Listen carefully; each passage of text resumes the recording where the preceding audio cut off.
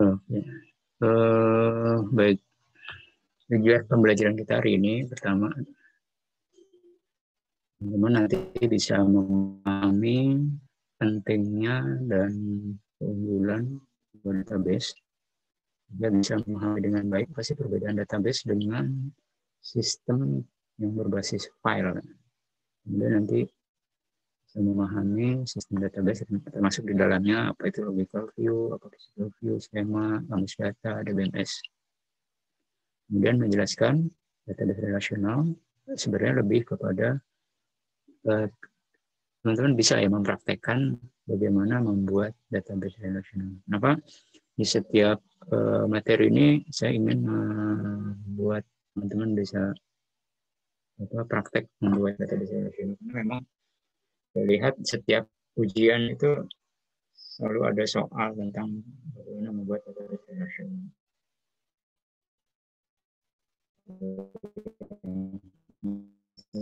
Kemarin lebih kompleks lagi ya.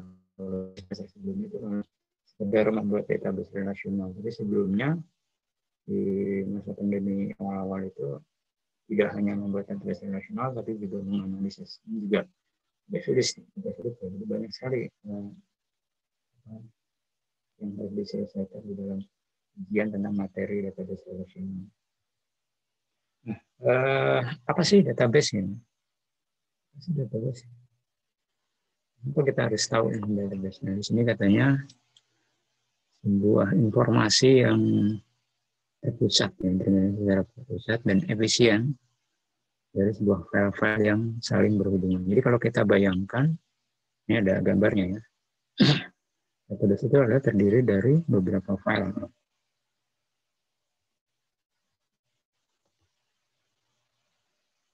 Sorry ya nggak punya dengan cara-cara, tapi stylus saya yang hilang, nggak tahu dari mana.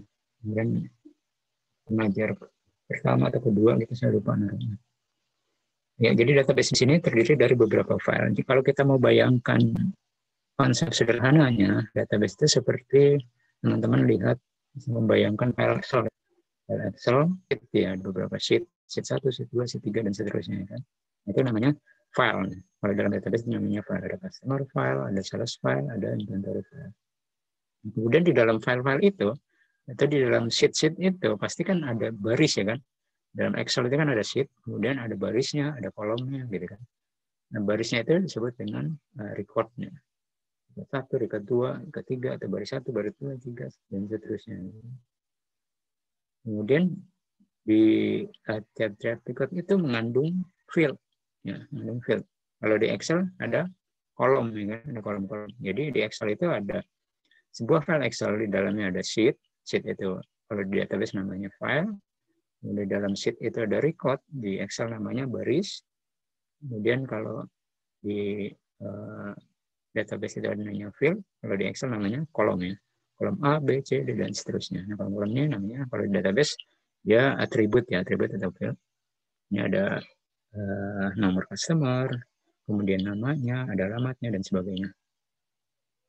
Nah, ini di dalam sebuah database itu dikatakan database katanya terpusat dan berhubungan gitu ya, berhubungan. Jadi antara customer file, sales, dan inventory itu saling berhubungan. Jadi nggak cuma sekedar file-file aja. Kalau di Excel biasanya kita menyimpan file sheet 1, sheet 2, sheet 3 itu ya sebuah sheet yang berdiri sendiri gitu ya. Tapi ada juga yang mendesain dia saling berhubungan ya kan, sheet 1 dengan sheet 2 berhubungan. Biasanya kalau teman-teman yang Excel mania itu ada formula VLOOKUP, VLOOKUP kayak gitu ya. Nah, dan sebagainya yang nanti dia sebenarnya mencari data di sheet tempat lain gitu kan, dari data di sheet lain, mengambil data dari sheet lain. Nah, itu berhubungan namanya. Nah, sama dengan database itu dia file-filenya ada customer file, sales file, inventory itu saling berhubungan. Bagaimana dia saling berhubungan nanti kan di dalam file-file itu ada namanya field ya, ada namanya field. Nah, field itu yang nanti akan berkomunikasi menjadi penyambung, menjadi jembatan antara satu file dengan file lain. Jadi, bisa kita lihat.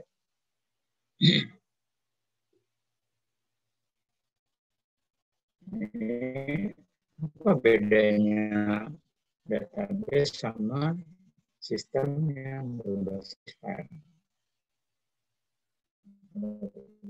Melihat gambar ini, ada masalah apa dengan pendekatan file ya? Sebelah kiri ini ada sistem yang berorientasi file. Kemudian yang di sebelah kanan sini ada pendekatan database. Kalau teman-teman lihat gambar ini, kira-kira katanya kan database itu punya kelebihan dibandingkan dengan sistem berbasis file. Kita lihat di sini sistem yang berbasis file approach itu ada masalah apa di sini? Dan ini kita belajar pasti. Ini belajar pasti ada salahnya. Saya pun pasti ada salahnya. Teman-teman, sistem berbasis file ada masalah dia. Izin menjawab, Pak. Ya, silakan. Gitu. Jadi bedanya, Pak, kan kalau file itu bisa Pak antara sales program, shipping program, dan building program. Sedangkan untuk database itu, Pak, itu datanya terintegrasi, Pak, dan datanya saling berbagi data, Pak, antar sales program, shipping program, dan billing programnya, Pak. Mungkin yang saya tangkap segitu, Pak. Kalau di file dengan pendekatan file approach ini ada masalahnya apa nih? Masalahnya di mana nih? Kalau yang approach file, pendekatan file? Dia tidak saling berkesinambungan, Pak, antara filenya, Pak. Oke, bagus. Tidak berkesinambungan. Yang lain ada lagi nggak menambahkan, teman-teman? Yang lain ada masalah apa? Jadi yang satu sudah oke, tidak berkesinambungan, tidak berhubungan. Apa lagi? Izin, Pak. Ya. Mungkin dari file approach itu nggak ada database management sistemnya, Pak. Jadi kayak kurang teratur gitu, Pak. Nggak ada sistemnya, Pak. Tidak ada sistem yang mengatur file-file itu ya. Ya. Oke, ada lagi? Ada masalah apa lagi di sini? Yang kelihatan belum? Teman-teman bisa lihat di file approach.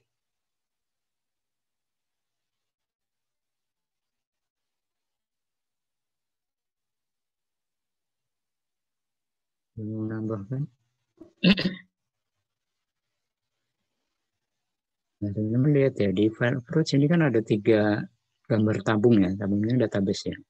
Jadi di sales program itu dia mengambil data dari master file 1, shipping program mengambil data dari master file 2, billing program mengambil data dari master file 3. Kalau dilihat isinya, master file 1 ada fakta A, B, C, D. Itu ada A, C, E, F. File 3 ada A, D, E, B. Ini kan ada redundansi ya, ada pengulangan data. Di master file ada fakta A di input di situ, ada fakta B, ada fakta C. Di file 2 di input lagi fakta A sama fakta C. Padahal di file 1 itu kan ada fakta A sama fakta C, ya, di input lagi. Di file 3 juga fakta A sama D di input lagi. Ini kan redundansi. Mengulang data ya, nggak efisien ya kan. Efisien juga nanti menambah tempat penyimpanan data. Berbeda dengan database approach. Cukup sekali aja dia kan, terpusat datanya. Terus sekali fakta itu di input, disimpan, kemudian dipakai bersama-sama oleh sales program, shipping, sama billing. Itu sangat efisien jadi database itu. Jadi teman-teman bisa bayangkan ya, bedanya sebuah database dengan sebuah sistem yang berorientasi file. Paham ya? Ada pertanyaan ini? Izin bertanya, Pak. Ya. Berarti yang tadi itu fungsinya buat Gimana, Bro? Buat menghindari redundansi itu apa maksudnya, Pak? Salah satunya menghindari redundansi data cukup sekali aja.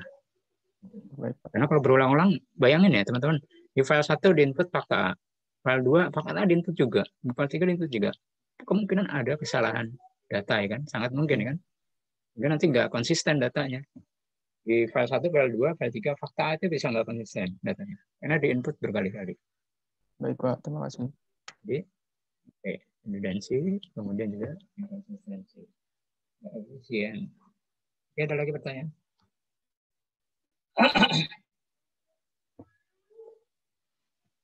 Ini keuntungannya. Jadi tadi kita lihat data itu terintegrasi, ya kan? Jadi database itu di awal dalam database file-file itu terintegrasi, saling berkaitan, ini berhubungan antara file itu dengan file lain. Nanti ada atribut atau ada field yang menghubungkan, menjadi jembatan sehingga antara file 1, file 2 dan file seterusnya itu saling berkomunikasi. Kemudian data sharing bisa berbagi ya. Jadi nanti teman-teman mungkin ketika bekerja di unit data, ada unit lain minta data gitu. Dan minta data. Dan itu biasanya datanya rutin. Kalau bisa rutin gitu kan. Ini dengan database ini kita bisa berbagi data. Kita kasih akses gitu misalnya. Atau kita kasih sebuah file yang dengan sesuai dengan kebutuhan stakeholder, kebutuhan pihak lain. Kemudian nanti bisa kita bagi dan itu bisa langsung diintegrasikan oleh sistem orang lain. Gitu. Tentunya dengan beberapa syarat ya atau beberapa format yang harus dibuat sehingga di sistem A itu datanya bisa dipakai di sistem B. Namanya data sharing. Nah ini biasa terjadi di zaman sekarang ya. Apalagi ini kosong itu sangat biasa di mana data itu saling berbagi. Kemudian tadi ini mengurangi redundansi ya dan inkonsistensi. Tadi cukup sekali aja di inputnya. Nah, kalau misalnya pendekatan file tadi bisa saja file fakta A, fakta B, fakta A yang ada di file 1, 2, 3 itu berbeda sama konsisten. Program. Jadi ketika ada program, ada fitur tertentu yang misalnya menampilkan nilai seorang mahasiswa. Ini ketika di data itu diambil dari database, kemudian diolah, sebenarnya data yang ada di pusat itu bisa berubah, tapi ada juga yang tetap, gitu. Data itu tetap, jadi dia independen, sehingga data yang tetap itu bisa dipakai orang lain. Orang lain kemudian diolah lagi, berubah lagi, jadi dia independen. Kemudian mudah diakses untuk laporan atau analisis fungsional. Jadi kalau datanya udah terpusat, enak aja kemudian buat analisis tinggal ngambil aja, ngambil lintas misalnya ada banyak database yang diambil itu bisa saling dihubungkan. Izin bertanya, Pak.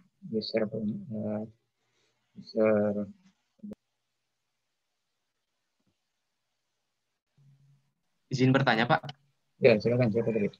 Tadi kan kalau misalkan di keuntungan database itu kan data tidak tergantung pada program digunakan. Nah, kalau misalkan kita ingin berbagi data itu, apa harus di aplikasi yang sama, Pak? Misalkan tadi kan bisa tadi pakai Excel sama Access. Apakah semua itu harus pakai Excel atau bisa campur-campur pakai Access dan Excel, Pak, untuk meminta data yang sama itu, Pak? Terima kasih, Pak. Oke. Jadi ini saya mau kasih gambaran gini. Yang sekarang dipakai Pemda. Jadi Pemda itu punya sebuah aplikasi namanya Sistem Informasi Keuangan Daerah. Ya, Pemda itu punya aplikasi yang berbeda-beda buat keuangan daerahnya. Keuangan daerah itu nanti mereka menghasilkan laporan keuangannya. RA, kemudian neraca, segala macam. Itu setiap Pemda itu punya aplikasi yang berbeda-beda.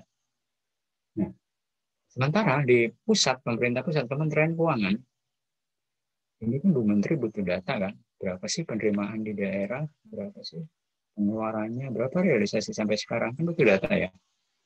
Nah, data itu tersimpan di dalam aplikasi Pemda yang berbeda-beda aplikasinya.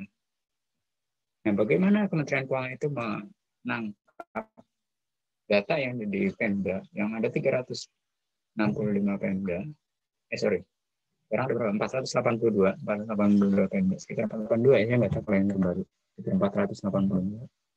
Itu ditangkap nama Kementerian Keuangan. Data ditangkap semuanya diolah. Kemudian menjadi sebuah laporan. Nah, artinya apa? Itu aja bisa ditangkap ya untuk laporan. Berarti itu juga bisa diambil untuk diolah. Maka bisa digunakan lagi oleh aplikasi yang berbeda ya kan. Teman-teman bisa bayangin, Pemda itu aplikasinya udah berbeda. Kemudian kita ambil dengan sebuah sistem yang berbeda dengan Pemda gitu. Nah, itu makanya kecanggihan teknologi sekarang gitu. Jadi apapun bentuk aplikasi yang ada di Pemda, di unit organisasi lain, itu bisa kita pakai gitu datanya, apapun bentuknya aplikasi. Dan kita nggak harus sama dengan aplikasi yang tempat kita ambil datanya. Yang penting ada kesepakatan bentuk datanya seperti apa gitu. Nah, nanti ada kuncinya, ada kunci bagaimana menerjemahkan data itu supaya bisa kita olah, kita gunakan meskipun itu dari aplikasi yang berbeda. Nah, namanya nanti salah satunya adalah adanya kamus data. Nah, kamus data ini semacam panduan supaya kita yang akan menggunakan data dari orang lain itu nanti bisa membaca data yang dari orang lain itu ya, membaca dari orang lain, kemudian nanti kita terjemahkan ke dalam sistem kita. Nah, kalau sudah kita terjemahkan berarti otomatis bisa masuk kan ke sistem kita. Jadi nggak harus sama ya, berbeda pun di zaman sekarang itu sangat bisa. Ya, ada lagi pertanyaan? Pak, terima kasih Pak.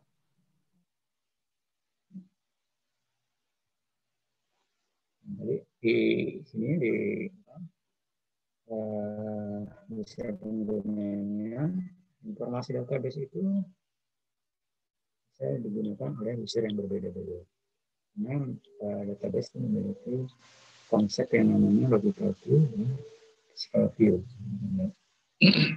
Deklarasi logical view, deklarasi physical view. Perancang database ini membutuhkan pemahaman dari user, dari pemahaman kebutuhan user ya. Kemudian nanti dia bisa mendesain level konseptual dari database secara keseluruhan, fisikalnya maupun nanti logicalnya. Jadi ketika teman-teman misal ya kan kita nggak tahu meskipun kita belajar di akuntansi, kita nggak tahu nanti bekerja apakah di bagian keuangan atau di bagian TI. Contoh saya dulu D3 anggaran, sekarang malah di TI, nggak nyambung banget. Pendidikan saya ekonomi keuangan syariah nggak nyambung kan, sekarang di TI. Jadi ketika teman-teman nanti bekerja di sebuah unit data untuk mendesain database, ini harus paham betul kebutuhan user itu seperti apa. Sehingga nanti jangan sampai ketika kita membuat database ini nggak bisa memenuhi kebutuhan user. Jadi kita harus terus menggali. Dia itu kebutuhannya apa? Nggak cuma hanya kebutuhan pada saat ini. Yang menarik ketika kita membuat database atau membuat sistem informasi. Kita harus bisa membayangkan ke depannya itu seperti apa. Seorang programmer atau membuat database engineering itu tidak hanya bisa memahami kebutuhan user sekarang, tapi ke depannya juga harus bisa memahami. Karena misalnya user nggak bisa membayangkan ke depannya seperti apa. Sebenarnya ada semacam bayangan. Si user ini kan pasti ini ya selalu berkoordinasi dengan pimpinan. Kemudian pimpinan itu kan rapat dengan pimpinan lagi. Para pimpinan itu rapat. Itu kan pasti udah punya rencana jangka panjang kan. Udah punya rencana jangka panjang sehingga sudah bisa digambarkan ke depannya ini sistem kayak apa. Database kayak apa gitu. Sehingga di sini seorang desainer itu harus benar-benar memahami kebutuhan user. Tidak hanya sekarang, tapi juga masa depan. Nah, kalau kita hanya memikirkan kebutuhan sekarang, sudah mendesain database untuk kebutuhan sekarang, ternyata ke depannya itu banyak sekali perubahan. Nah, ini kan kita akan membongkar ada perubahan mayor, ada perubahan besar di dalam database. Tapi kalau kita bisa bayangkan, bisa mendapatkan informasi dari user bahwa kebutuhan ke depan itu seperti apa, sehingga desainnya ini, desain database itu sudah bisa menangkap kebutuhan masa depan, itu akan meminimalisir adanya perubahan-perubahan database secara besar gitu. Nah, itu menariknya di sini ketika kita mendesain sebuah database. Nah, ini contoh logical view dari sebuah data. Jadi logical view itu sebenarnya tampilan ya. Di sini kalau teman-teman lihat logical view yang paling atas ya. Ini sebuah tampilan yang diharapkan oleh user ya. Jadi user itu macam-macam untuk database. Ada user yang pengen melihat sebuah tampilan data seperti apa. Kan berbeda-beda orangnya. Ada user yang pengennya bentuk tampilan datanya seperti ini, tabel ya kan. Ada yang pengen chart, ya kan, chart. Ada yang pengen mungkin grafik, ya, grafik batang misalnya. Ada yang mungkin pengen bentuknya laporan biasa, gitu. Jadi beda-beda. Nah, yang diharapkan user itu sebuah penyajian data itu yang disebut dengan logical view.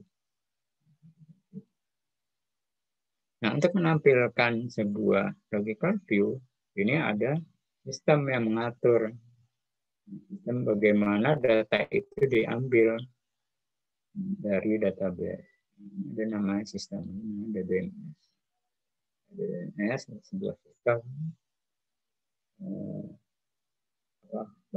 bahasa program yang bisa bagaimana nanti menghasilkan logical view yang diharapkan oleh user.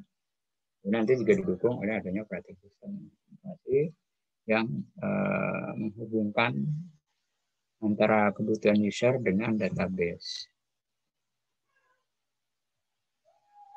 Nah, kalau fisik, kan ada logical view, ada physical view ya. Kalau physical view sebenarnya di sini yang ada di database. Bagaimana kita melihat susunan elemen-elemen data dari setiap database, file-filenya, apa aja field-nya. Itu namanya physical view ya. Kita juga cuma sampai di situ sebenarnya. Kalau kita tahu, kalau kita ketika kita mungkin mendampingi seorang desainer database, itu kita mungkin akan ditunjukkan gitu. Ini database-nya disimpannya di komputer ini, speknya apa, jadi macam-macam tahu kita. Ini physical view.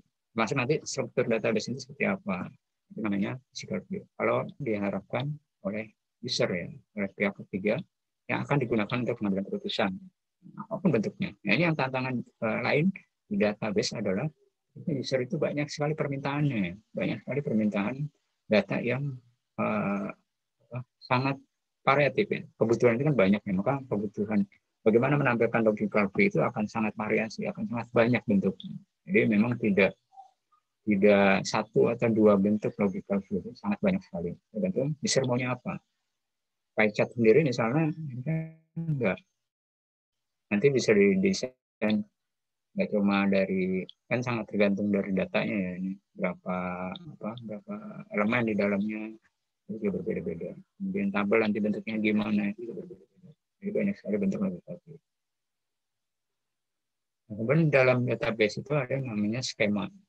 Itu terdiri dari 3 level ya, ada konseptual, ada eksternal, sama internal. Ya itu sih skema itu. Nah sini kalau kita lihat sebenarnya mirip-mirip ya. Jadi kalau database apanya level konseptual itu berarti kita memahami bahwa sebuah database itu sebenarnya ada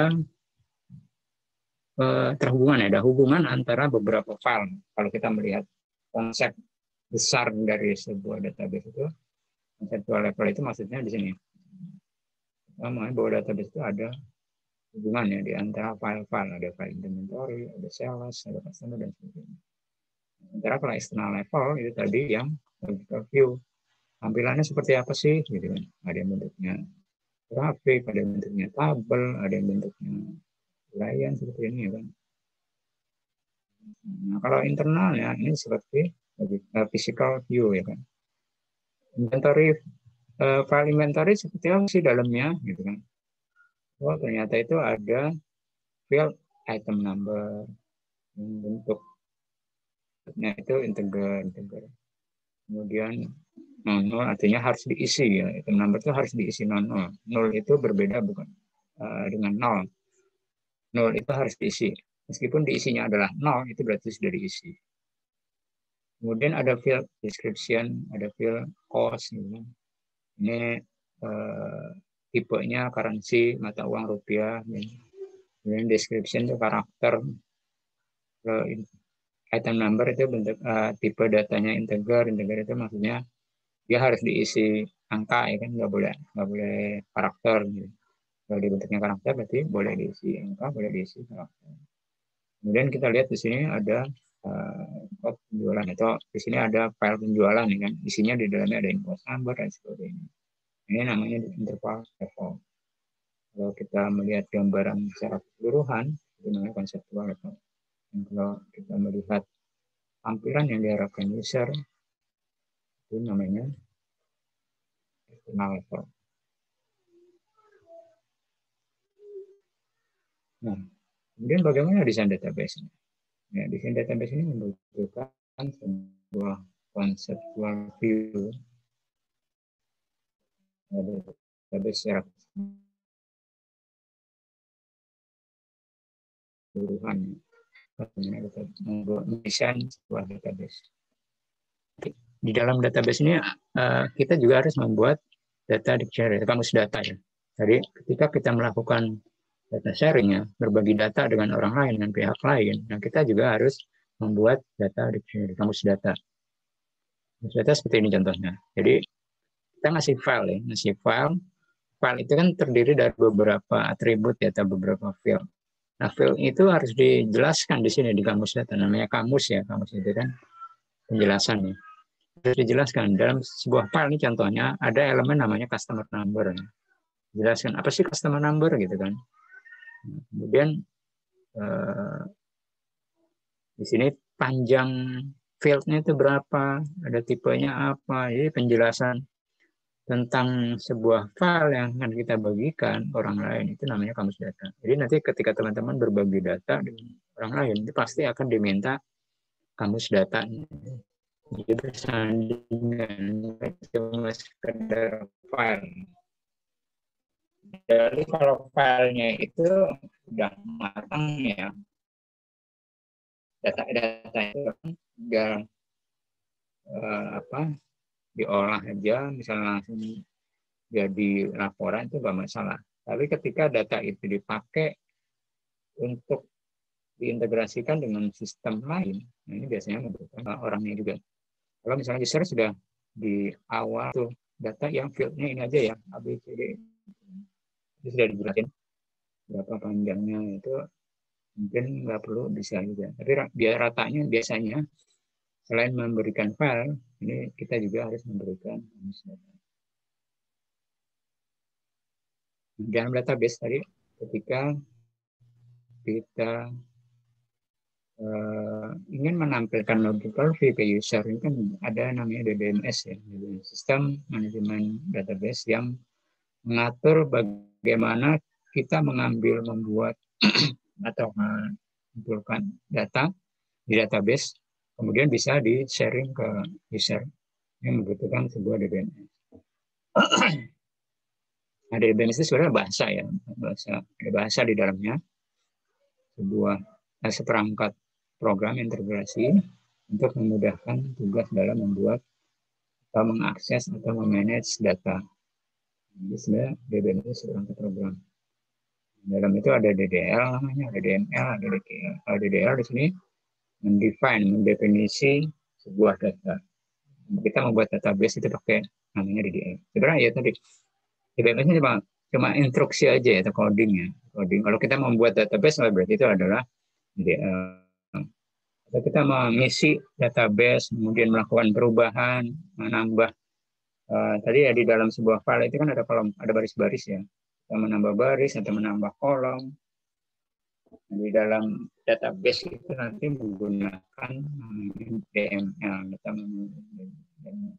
Kemudian ketika kita mengambil data,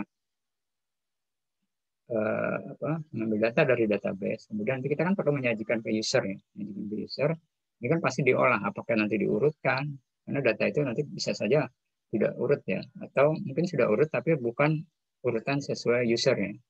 User misalnya maunya urut per tanggal, berarti datanya di dalamnya sudah urut berdasarkan nomor invoice gitu kan. Ini kan sudah berbeda ya. Itu nanti akan diolah lagi kan sama user, sama siapa, dalam DBMS ini nanti akan diolah. User maunya di short berdasarkan tanggal loh, sementara datanya berdasarkan nomor invoice. Nah, jadi nanti si DBMS dia akan melakukan sorting ya. Kemudian nanti menampilkan data ke user sesuai dengan kebutuhannya. Sebenarnya ya bahasa yang ada di dalam database ya. Nah.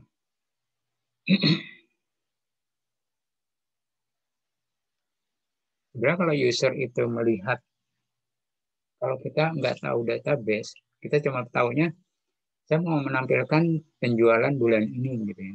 Penjualan bulan muncullah sebuah tabel bentuknya, objek profil bentuknya tabel yang ada di bayangan kita, seolah-olah itu adalah sebuah data itu tersimpan dalam sebuah tabel besar gitu kan, sebuah data dalam tabel besar.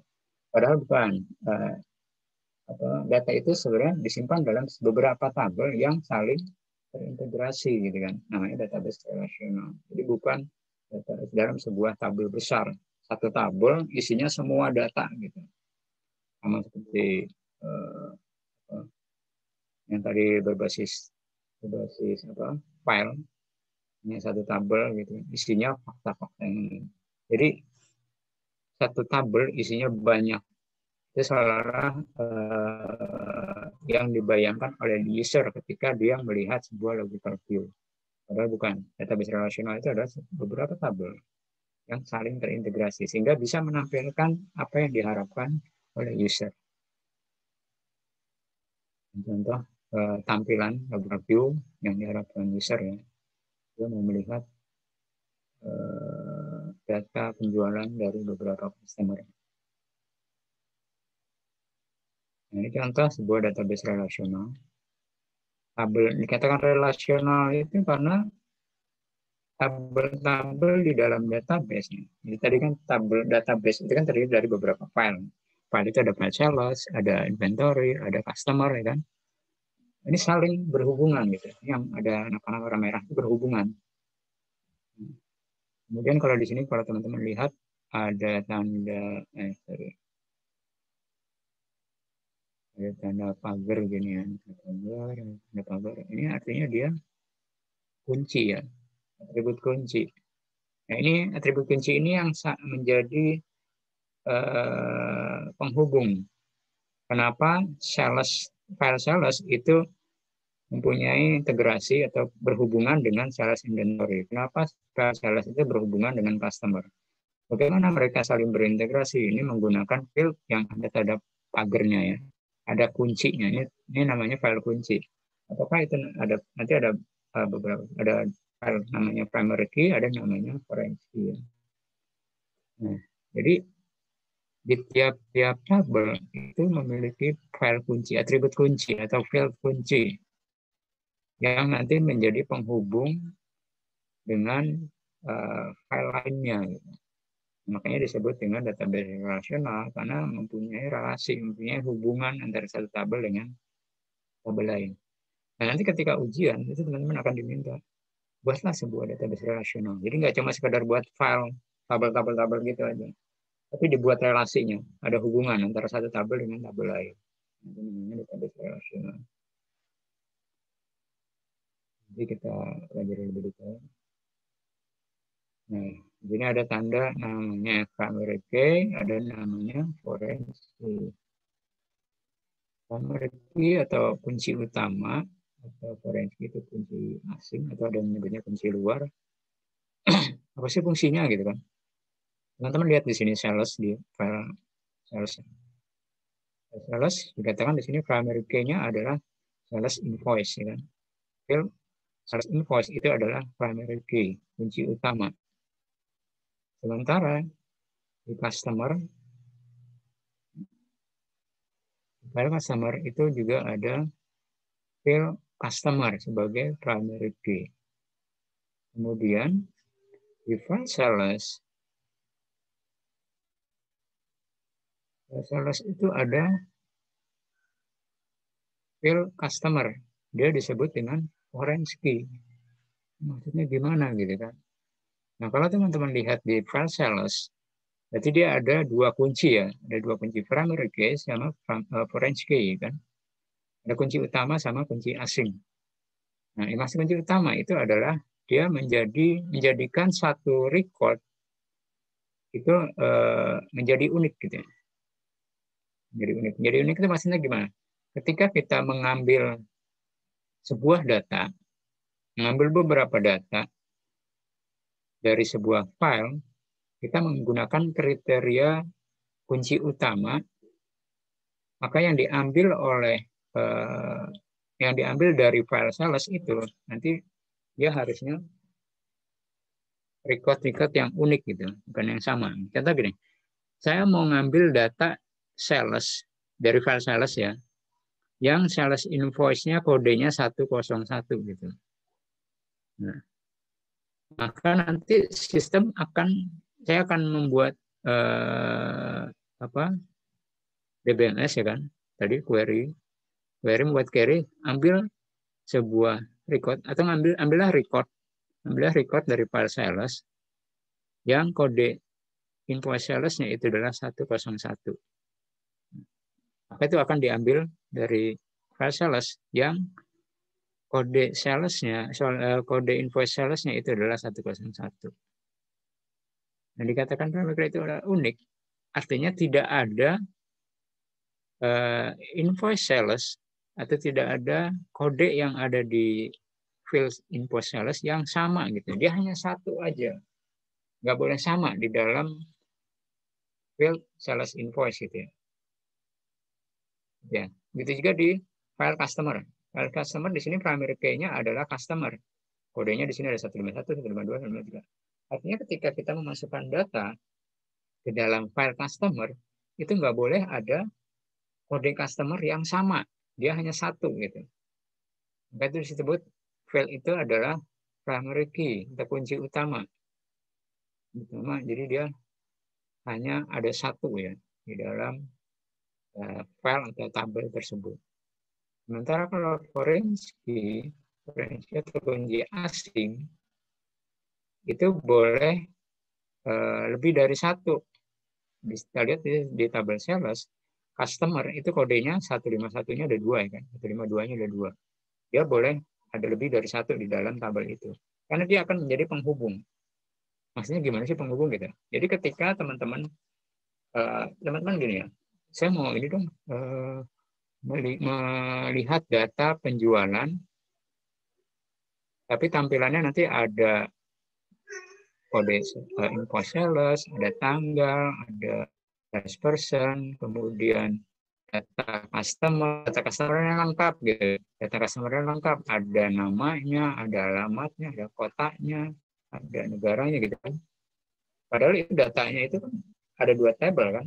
Kita nggak bisa menampilkan dalam satu tampilan kecuali tabel itu punya relasi, ada hubungan. Nah, nanti ketika tampilannya itulah customer-nya itu ada namanya, ada streetnya, itu harus dipanggil. Nanti akan dipanggil oleh field customer di sini. Field customer yang ada di file sales sama field customer yang ada di file customer. Jadi fungsinya foreign key dengan primary key nanti adalah untuk berkomunikasi. Selain tadi primary key itu menjadi unik, menjadi data unik di dalam sebuah tabel, artinya nggak boleh ada data yang sama untuk field tersebut. Dia juga menjadi penghubung di file lainnya. Maka dalam database relasional ini harus ada namanya primary key dan foreign key. Apakah primary key itu harus satu? Nanti nggak cuma satu, bisa lebih dari satu. Nanti teman-teman bisa lihat, bisa lebih dari satu gitu ya. Ya, di dalam satu tabel itu primary key-nya ada 2. Misalnya nggak cuma sales invoice aja, misalnya dengan sales person gitu misalnya. Jadi bisa 2. Nah tadi fungsinya primary key adalah menjadi penghubung dengan tabel lain. Dia akan menjadi penghubung kalau dia punya feed juga di tempat lainnya gitu ya. Contoh tadi customer ya kan. Customer itu adalah primary key di file customer. Tetapi field customer di file sales itu adalah foreign key-nya. Jika di foreign key, primary key di file customer itu bisa berkomunikasi dengan file sales kalau field customer itu juga ada di dalam file sales gitu. Sehingga bisa berkomunikasi. Itu ya. Jelas nggak? Bingung nggak? Izin bertanya, Pak. Ya. Berarti kan tadi yang untuk primary key itu kan dia hanya untuk memanggil data awal aja, Pak. Udah gitu, kalau misalkan yang foreign key ini kan dia tuh untuk menghubungkan data. Nah, misalkan kita itu ingin manggil data, tapi kita tuh cuma ingat atau kita ingin manggil yang foreign key-nya aja, bisa nggak, Pak? Bisa. Jadi sebenarnya primary key bukan hanya untuk manggil data. Primary key itu sebenarnya untuk menandai bahwa di dalam file tersebut itu nggak boleh ada data yang sama. Data yang sama untuk primary key ya. Kan primary key di sini contohnya di file sales itu adalah sales invoice ya. Nah, dikatakan primary key berarti field sales invoice di dalam file sales itu nggak boleh datanya sama gitu. Harus satu, harus unik gitu. Harus satu dan harus diisi. Jadi bukan cuma sekedar memanggil. Sebenarnya kalau memanggil apapun bisa, mau pakai field yang mana. Nah, teman-teman mau lihat, tolong tampilkan data penjualan tanggal 10, ya kan? Nah, maka di sini kita bisa menggunakan kriteria field date, ya kan? Field date di sini, panggil aja.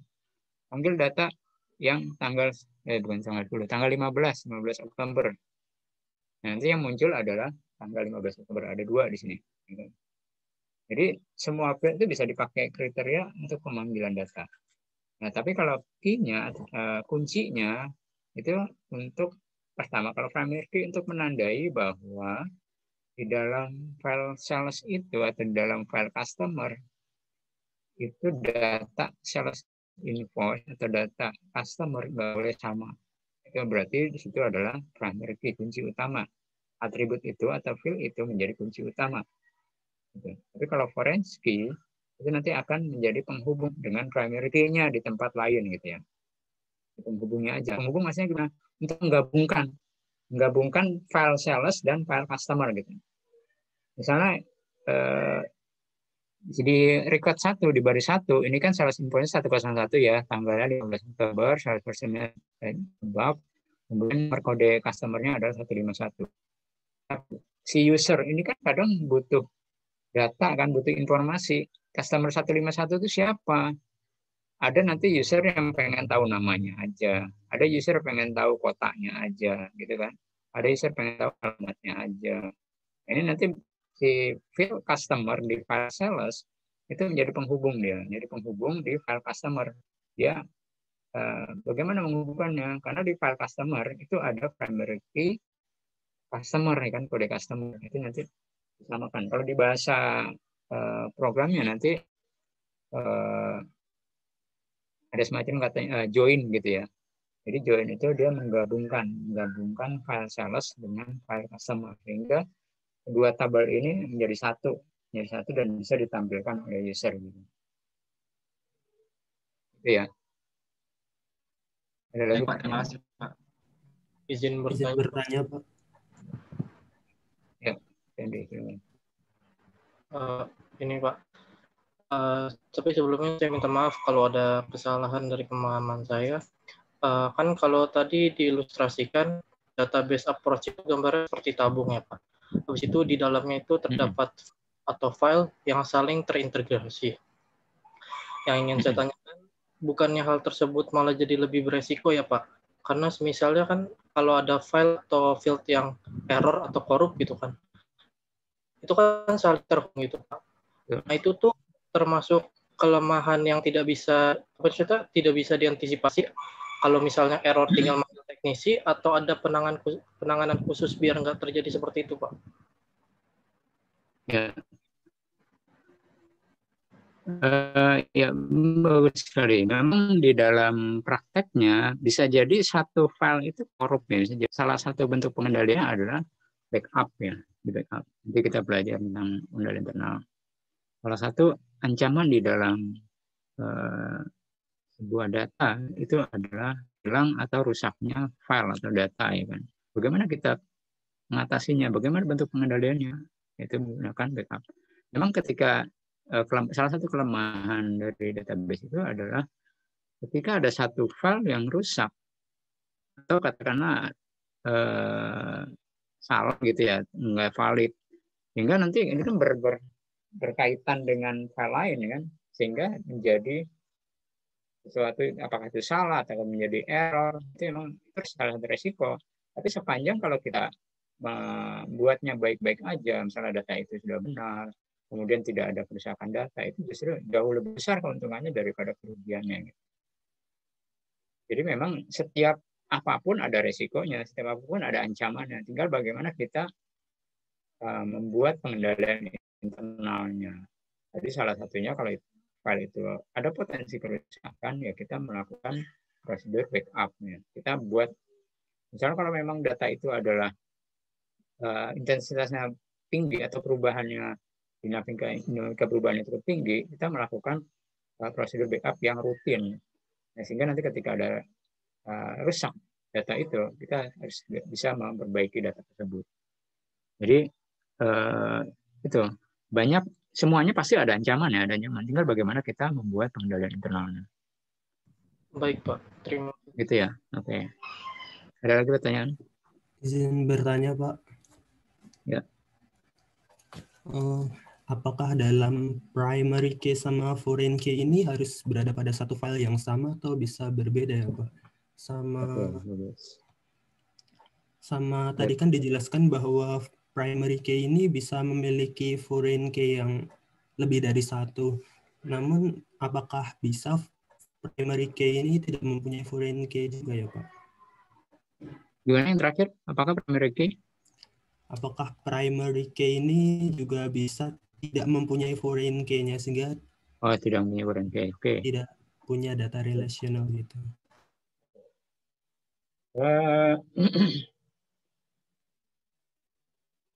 Sebenarnya namanya database relational itu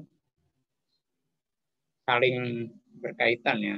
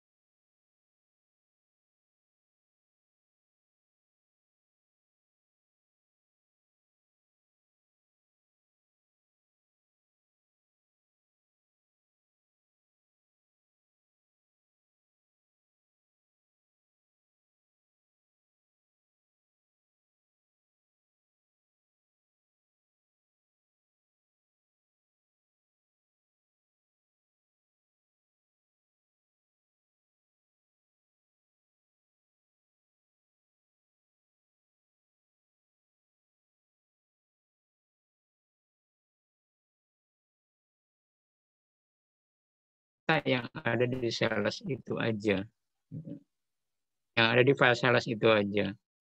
Sementara kebutuhan user pasti kan banyak ya.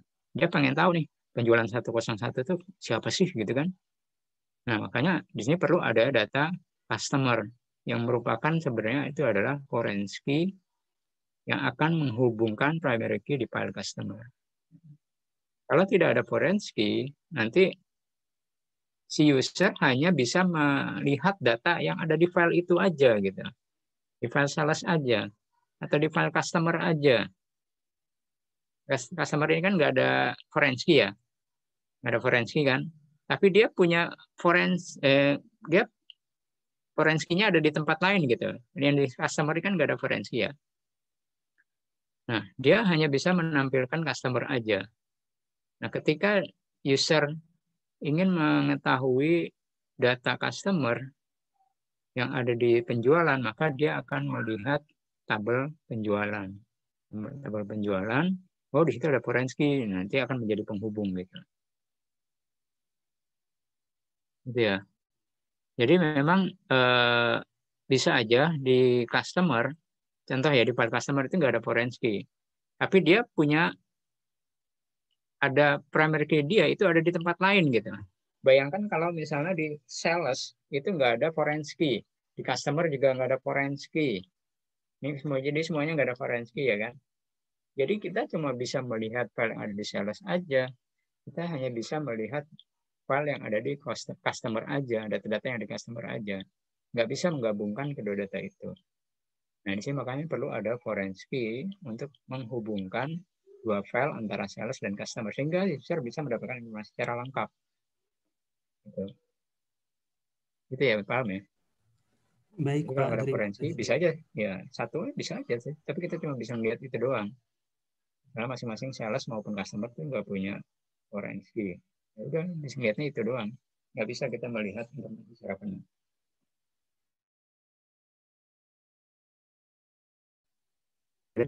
Izin bertanya, Pak. Mohon maaf, Pak. Misalkan gini, Pak. Yang di sales ini kan dia ada foreign key sebagai yang customer itu, Pak ya.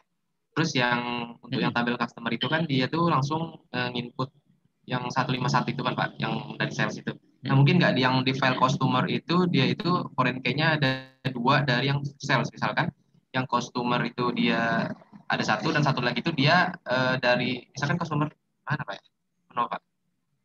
Misalkan yang customer itu kan dia 151, tapi dia tuh nanti yang kedua tuh ada foreign key lagi, misalkan 151A, 151B gitu, Pak. Jadi dari sales itu dia tuh ada 2 foreign key, Pak, misalkan A dan customer. Nah, nanti untuk yang di customer-nya itu jadi dia menampilkan customer yang foreign key di sales dan foreign key yang di sales itu B atau yang A-nya gitu, Pak.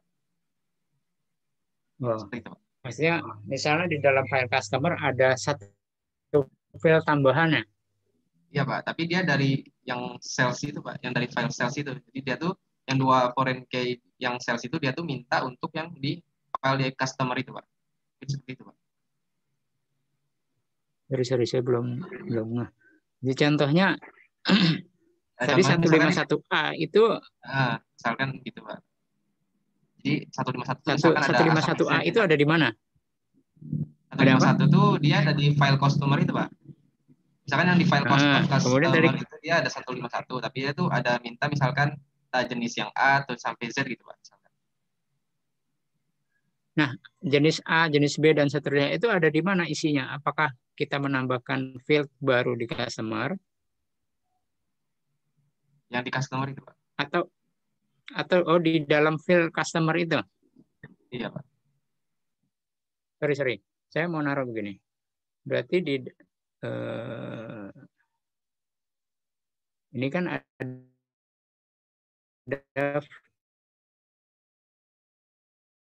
ada field to A gitu maksudnya? Iya. Ini ada 151, 152, kemudian ada 151A gitu? Bukan? Iya, Pak. Jadi gini, kemudian berikutnya nanti ada foreign key baru di sini maksudnya, bukan? Maaf, Pak. Yang sales itu misalkan dia kan ada foreign key ini kan customer kan, Pak. Udah gitu dia ada foreign key satu lagi, misalkan jenis gitu. Di sebelah customernya ada foreign key. Jadi nanti yang waktu di file customer itu, dia waktu primary key-nya kan dia menampilkan yang customer kan otomatis kan, Pak. Dari yang foreign key di sales. Nah, dia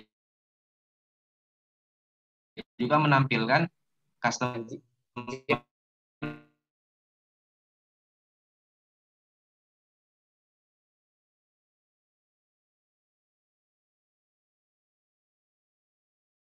ini sebagai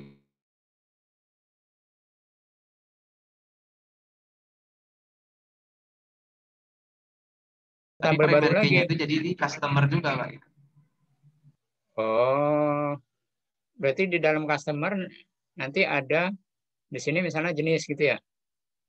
Ada field jenis gitu. Oh, enggak. Kalau dia masih di dalam satu tabel customer, kita nggak perlu menambahkan foreign key lagi di sini. Ingat, foreign key itu kalau kita untuk menghubungkan cukup customer aja.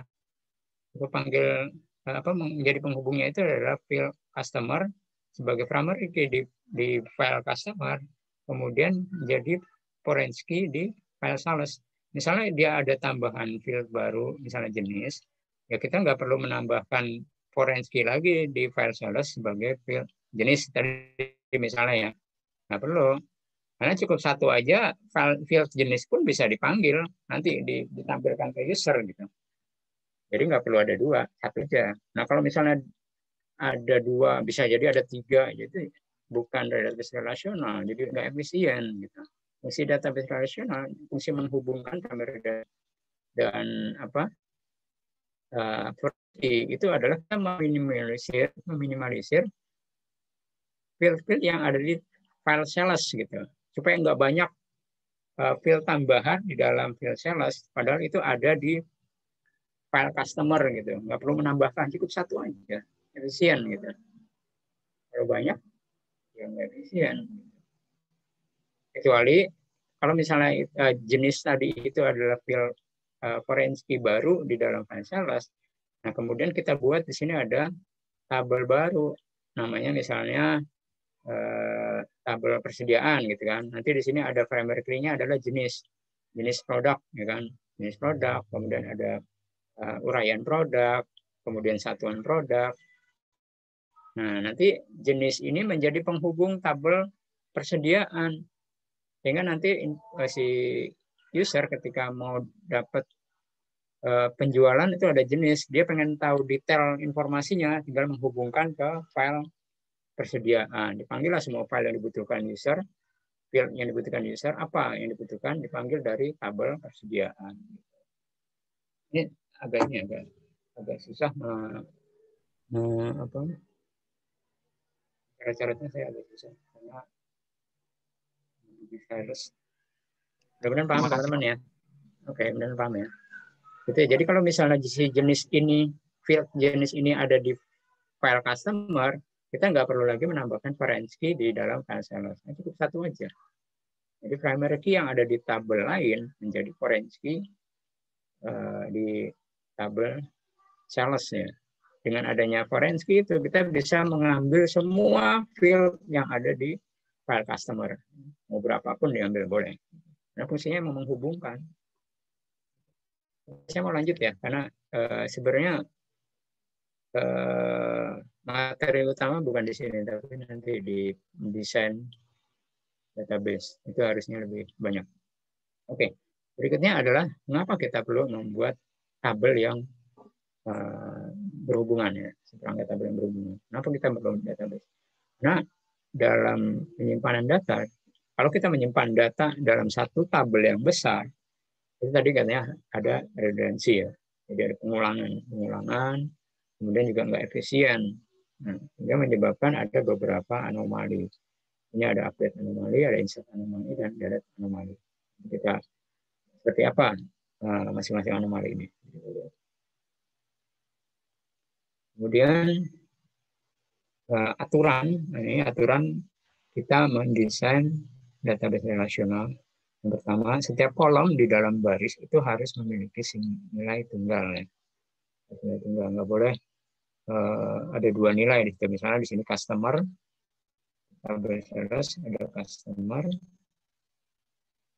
nilainya ada 151, 152. Jangan di situ dalamnya ada 151 dan 152 gitu. Itu kan enggak, bukan nilai tunggal, ada dua nilai. Ntar bingung. Ini sebenarnya customer-nya siapa nih di jebak gitu. Ada dua. Kecuali kalau memang mengharapkan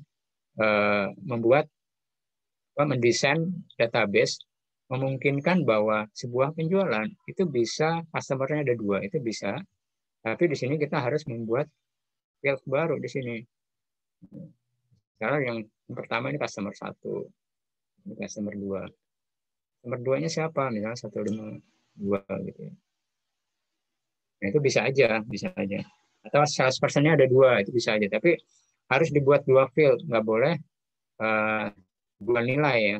Customer 151 dan 152. Jadi harus satu nilai. Kemudian kedua aturannya adalah primary key nggak boleh null, kosong. Kosong itu bukan nol tadi ya. Kalau dia isinya nol berarti ada nilai. Tapi kalau nol itu kosong. Nah, ini disebut dengan aturan integritas entity. Jadi kalau dia kosong itu nggak bisa dihubungkan dengan tabel lain. Kalau ada isinya, nah, itu baru dihubungkan dengan tabel lain. Kemudian kalau foreign key null, ini sama, dia tidak bisa menghubungkan dengan tabel lainnya yang disebut dengan reference integrity. Semua atribut dalam tabel harus menjelaskan karakteristik. Jadi atribut itu dia mengidentifikasikan satu record ya. Atribut itu mendefinisikan objeknya. Tadi kayak misalnya salesperson, ya berarti itu menunjukkan salesperson-nya. jangan mengidentifikasikan hal lain. Jadi setiap atribut itu adalah identifikasi tertentu. Tanggal ya berarti memang tanggal isinya, bukan isi yang lain. Gitu. 100% berarti isinya ya orang yang melayani penjualan gitu. Customer ya berarti isinya customer. Jangan diisi dengan jumlah penjualan.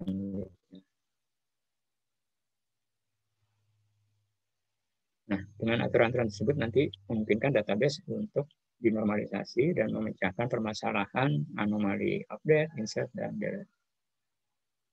Nah, bagaimana kita mendesain database? Ini ada dua pendekatan. Yang pertama adalah normalisasi, yang kedua namanya semantik. Data modeling.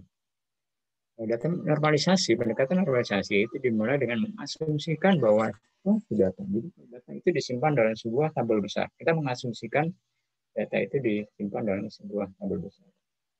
Jadi mungkin aja sebuah organisasi itu belum punya database relasional. Data itu disimpan dalam satu tabel besar. Kemudian nanti kita partisi ya. Kita partisi ke dalam beberapa tabel kecil. Tabel besar kan awalnya tabel besar ya. Kita partisi ke dalam beberapa tabel kecil sampai menjadi sebuah bentuk tabel yang disebut bentuk ketiga. Bentuk ketiga ini nanti dia akan terbebas dari masalah anomali, apakah itu update, insert, dan delete. Dan kita lihat apa sih. Jadi pendekatan normalisasi dimulai dari kita tuh punya data besar gitu, data besar dan disimpan dalam sebuah tabel. Kemudian data itu kita pretelin ya, kita partisi kecil-kecil ya, kita potong kecil-kecil sampai menjadi sebuah bentuk tabel bentuk ketiga. Nah, kalau sudah sampai bentuk ketiga, itu berarti bebas dari anomali. Itu bisa nanti kita relasionalkan. Kita buat hubungan antara satu tabel dengan tabel lain. Itu hilang semua anomali. Nah, bedanya kalau pendekatan yang kedua, semantik. Semantik ini kita membuat dari awal ya. Dari awal belum ada data ya, belum ada data sama sekali. Jadi kita buat tabel-tabel bentuk ketiga dulu. Nah, tapi sebelum bentuk ketiga kita harus paham dulu ya. Nah, desainer itu harus paham, punya pemahaman tentang proses bisnis atau informasi yang nanti akan aktivitas yang akan dijalankan gitu. Ini tentang apa? Laporan apa? Laporan akuntansi gitu ya. Mau bikin neraca. Nah, ini nanti harus tahu nih proses bisnisnya, alur-alurnya itu harus tahu. Sehingga nanti ketika membuat tabel gitu ya, dimulai dari tabel-tabel yang kecil. Kalau tadi normalisasi kan tabel besar, kemudian kita pretelin ya. Kalau sekarang kebalikannya, ini dari tabel-tabel yang kecil. Nah, kira-kira kalau kita punya pemahaman yang luas, yang lengkap tentang proses bisnis di suatu organisasi, kita akan tahu, kira-kira tabel yang dibutuhkan itu apa aja gitu. Tabelnya apa aja, kemudian nanti menghubungkannya bagaimana. Nah, jadi ini dua pendekatan dalam mendesain database relasional. Biasanya di ujian itu yang ditanya adalah pendekatan normalisasi, bagaimana membuat database relasional dengan pendekatan normalisasi. Jadi ada file besar dulu, kemudian teman-teman mempartisi menjadi beberapa tabel kecil. Nah, langkah-langkahnya seperti apa normalisasi? Nah, jadi pertama kita lihat dulu tabel besar ya kan, itu namanya data yang tidak normal. Kemudian kita transformasi menjadi tabel bentuk pertama, bentuk kedua, dan bentuk ketiga. Ini bisa lompat ya, bisa jadi tabel di suatu organisasi udah bentuk pertama bisa jadi. Jadi nggak perlu normalisasi. Maksudnya di paling atas ini bisa kita abaikan ya, yang normalisasi bisa kita abaikan. Bisa jadi ya. Jadi kondisinya suatu organisasi dia normal atau sudah dalam bentuk pertama bisa jadi. Ini nanti tinggal kita mengubahnya bentuk kedua dan bentuk ketiga. Ini juga bisa dilewati, nggak perlu bentuk kedua juga bisa. Itu tergantung dari datanya. Kita lihat datanya. Kalau memang butuh bentuk kedua, ya kita buat bentuk kedua. Nah, contoh gini. Ini contoh tabel yang tidak normal ya. Tabel 48 itu tidak normal. Ini kita lihat ada file mahasiswa student, ada namanya, ada jurusannya ya kan. Kemudian ada mata kuliahnya di sini. Ini kan kosong ya. Kalau di Excel kita lihat, itu kan harus keisi ya. Ini kan kosong, ini nggak bisa nih.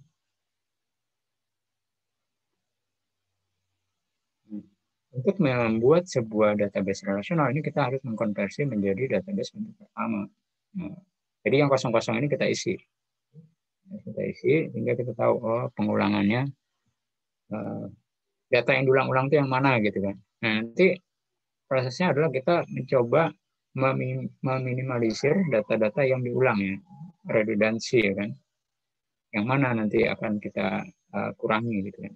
Nah, ini bentuk tabel yang pertama. Biasanya kalau di ujian dia udah langsung bentuk yang ini, bentuk pertama.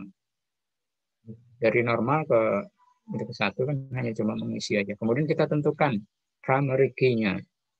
Ya, tadi primary key di dalam sebuah tabel itu adalah nilai unik ya, nilai unik. Jadi nggak boleh sama di dalam tabel tersebut. Nah, tapi di sini kita lihat student ya kan, ada yang sama ini kan 86432 ini kan sama. Sebetulnya primary key itu cuma satu, tapi ini sama. Nah, jadi primary key di dalam tabel itu bisa nggak cuma satu, tapi bisa dua. Di sini kita lihat primary key juga ada course, ya kan? Ada course, ada student, itu primary key dua-duanya. Nah, tapi katanya di dalam primary key nggak boleh sama. Ini ada sama nih, MGT 101 dengan MGT 2 kan sama. Nah, yang dimaksud di sini primary key menjadi unik, itu primary key itu bisa gabungan ya, nggak cuma satu. Jadi bisa gabungan, bisa lebih dari satu. Nah, contoh dalam hal ini tabel 49, primary key-nya ada dua, student dan course. Bagaimana satu record itu menjadi suatu yang khusus ya, berbeda dengan record lainnya.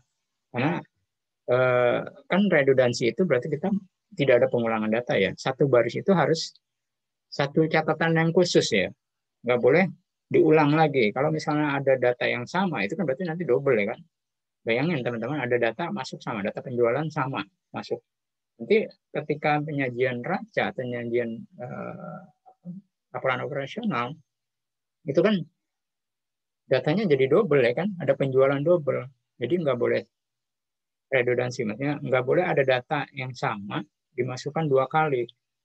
Nah, supaya data itu masuknya cuma sekali, maka fungsinya fungsi primary itu adalah mensortir dia. Primary key, ingat, primary key adalah dia menjadikan satu data, satu record itu harus menjadi sebuah data khusus ya, nggak boleh sama dengan data yang lainnya. Nah, di sini primary key-nya ada dua, student dan course. Artinya apa? Jadi yang menjadi kriteria dalam satu baris itu adalah student dan course, mahasiswa dan mata kuliah. Artinya gini membacanya. Mata kuliah yang 86 mahasiswa dengan kode 86432 dan course-nya ACC 315 itu cuma satu, ya kan? Yaitu saingan yang berikutnya kan, meskipun dia sama-sama namanya STETI ya kan, namanya STETI, tapi dia course-nya di sini akuntansi 324, kan berbeda dengan yang pertama kan. Jadi di sini primary key-nya ada dua dia, student dan course. Jadi kriteria kita mengambil data itu ada dua, yaitu yang mahasiswa yang kodenya tertentu dan yang mata kuliahnya apa. Jadi kita menarik datanya nggak cuma satu berdasarkan primary key mahasiswa. Jadi di bentuk pertama kita harus menentukan primary key-nya itu mana. Kalau anormal kan nggak ada primary key ya. Nah, yang bentuk pertama kita harus menentukan primary key. Nah, langkah pertama untuk normalisasi adalah kita mau memindahkan grup-grup yang pengulangan. Ini kan banyak yang sama-sama diulang lagi ya kan. Tapi namanya sama, kemudian mata kuliah juga sama, software juga sama. Oke, sorry saya percepat supaya bisa latihan. Nah, kemudian tadi katanya normalisasi itu adalah kita mempartisi ya sebuah file besar, kemudian kita potong-potong menjadi sebuah file kecil sampai benar kalau sudah dalam bentuk ketiga itu semua permasalahan, semua anomali, tadi kan ada update, ada delete, ada insert, itu dihapuskan. Kalau kita lihat di tabel bentuk pertama, ini ada masalah ya. Kan satu tabel itu harus diisi lengkap ya kan. Misalnya ada mahasiswa baru di sini. Mahasiswa baru kita mau tambahin, tapi kita kan belum tahu itu mahasiswa mau ngambil mata kuliah apa. Kan nggak bisa dimasukin ya kan. Itu berarti ada permasalahan anomali insert ya kan. Nah ini jadi masalah di bentuk pertama ini. Makanya kita pecah dulu pertama mahasiswa. Ini karena mahasiswa ini ada yang pengulangan ya kan, dan namanya sama, Mils, Steti ya kan. Ini kan sama. Jadi kita pisahkan dulu. Kita buat sebuah tabel tentang mahasiswa. Kita pisahkan di sini tabel pertama, yang bentuk ketiga itu tabel mahasiswa. Nah, yang tadi pengulangan, kita hapus tuh yang sama. Yang pengulangan kita hapuskan. Grupkan ya kan. Jadi sebenarnya cuma ada 3 mahasiswa di sini kan. Ada Steti, ada Aksya sama Mils. Kita lihat di sini ada Steti, Aksya sama Mils. Yang lain pengulangan kan.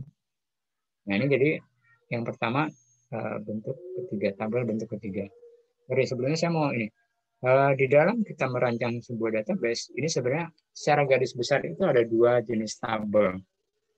Pertama tabel master, yang kedua ada tabel transaksi. Tabel master itu biasanya menjadi dijadikan sebuah referensi untuk tabel lainnya. Kenapa jadi referensi? Karena dia jarang sekali ada perubahan di dalam tabel tersebut. Kalau perubahannya sering, itu namanya tabel transaksi. Misalnya dalam sistem penjualan, pasti kan ada tabel barang ya kan, ada tabel penjualan. Nah, sistem penjualan berarti yang sering berubah itu adalah data penjualan. Maka tabel transaksinya itu adalah tabel penjualan. Sementara kalau tabel barang itulah tabel master. Nah, tabel master ini nanti akan menjadi referensi di dalam tabel penjualan. Nah, begitu juga tentang mahasiswa, ini tentang mahasiswa dan mata kuliah gitu kan. Maka yang menjadi referensi atau tabel master di sini adalah tabel mahasiswa. Tabel master yang dalam bentuk ketiga ya. Ini ada 3. Bentuk ketiga ya.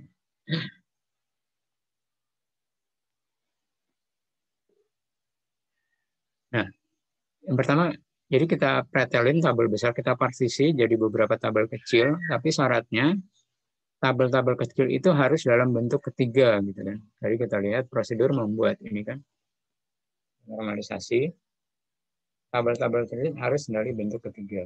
Tabel besar kita partisi jadi file-file kecil, tapi dia bentuk ketiga. Bentuk ketiganya seperti apa? Ini contoh satu tabel yang bentuk ketiga adalah tabel mahasiswa. Dia mengurangi pengulangan ya kan. Tadi mahasiswanya banyak kan, berulang-ulang kan data mahasiswa. Nah, tabel master dia menghilangkan pengurangan. Cukup ada 3 aja. Jadi ketika ada mahasiswa masuk baru ya kan, kita bisa memasukkan data ke sini. Masukkan data ke sini tanpa merubah data yang lainnya. Jadi tadi data besar tabel A49 kita partisi menjadi 2 tabel. Tabel mahasiswa dalam bentuk ketiga dan sisanya adalah masih dalam bentuk tabel pertama. Kita lihat. Kenapa masih dalam bentuk pertama? Karena di dalamnya masih menyimpan anomali dia di sini. Ini kan sebenarnya sisa dari kita membagi tabel ini kan. Sisanya dari tabel ini. Tabel 411. Ini ternyata masih menyimpan anomali. Anomalinya apa gitu? Tabel 411 dikatakan di sini masih ada beberapa anomali. Pertama adalah update anomali. Ketika kita melakukan perubahan, ada perubahan tentang uraian mata kuliah, misalnya manajemen 101 pengen dirubah menjadi intro manajemen. Dari intro manajemen menjadi manajemen prinsipal. Maka di tabel 411 kita harus mencari nih yang intro manajemen ini harus dirubah menjadi manajemen prinsipal. Kita harus mencari. Bayangan ini kalau cuma 2. Kalau ribuan, berarti kita kan harus mencari ya. Mencari file-file itu. Nah, ini menimbulkan update anomali. Jadi, kalau ada satu yang nggak dirubah, itu jadi nggak konsisten kan.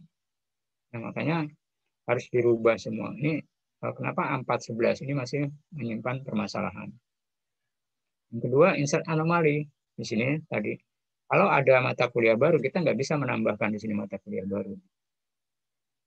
Di sini ada mata kuliah baru di sini. Mata kuliah baru kita harus tahu siapa instrukturnya, ya kan? Berapa nilainya, mahasiswanya siapa, gitu kan? Kan harus diisi. Harus diisi mahasiswanya, harus diisi instrukturnya, harus diisi nilainya, kan? Padahal kita cuma pengen nambahin mata kuliah baru, belum ada instrukturnya. Nah, ini nggak bisa di sini. Nah, tabel 4.11 bentuk pertama, dia masih menyimpan masalah insert anomali. Dan dia juga masih menyimpan masalah delete anomali. Nah, di sini diasumsikan kalau misalnya student yang daftar ACC 371, kita lihat mahasiswa yang mengambil mata kuliah ACC 371 cuma ada satu kan. Kalau dia katakanlah lulus dari kuliah ini, terus data ini dihapus, berarti kita hapus semuanya, hapus semua data. Kita akan kehilangan informasi tentang instruktur KNOK, di sini ada namanya KNOK, ya kan. Kita kehilangan informasi tentang instruktur KNOK. Kita kehilangan informasi tentang mata kuliah 371. Nah, jadi ketika menghapus satu mata kuliah, dia menghapus semua informasi. Itu menjadi masalah di dalam tabel 4.11. Bagaimana masalah itu selesai? Maka kita partisi lagi. Bentuk pertama itu harus kita partisi. Tadi kan dari awal juga masih tabel besar, bentuk pertama kita partisi. Kan? Yang kedua, juga tabel 4.11 kita partisi. Kita bagi lagi supaya 3 anomali itu terselesaikan. Caranya ini berikutnya, angka kedua adalah kita memisahkan parsial dependensi, ketergantungan parsial. Ketergantungan parsial itu apa? Di sini kalau kita lihat tabel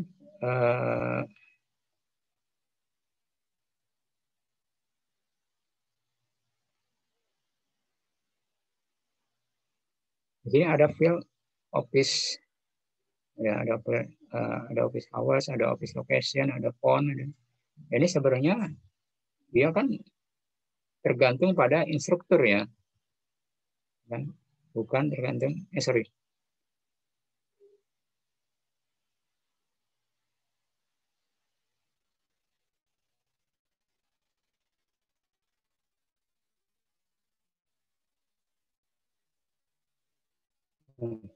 Course description sini,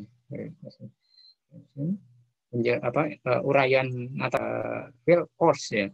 Padahal di sini primary key-nya di sini ada dua nih, ada dua mata kuliah dan course. Artinya apa? Catatan atau record khusus, dia menjadi sebuah catatan khusus atau data khusus kalau kita mengambil data tersebut dengan kriteria dua kriteria primary key, student dan course-nya.